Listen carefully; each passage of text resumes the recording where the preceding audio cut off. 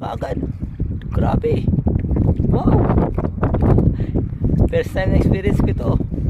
Ayan mga ka-planters, talagang kaya yung sinabi ni Peter na sumunod siya sa Panginoon tapos ilaglag yung lambat, hindi imposible yun.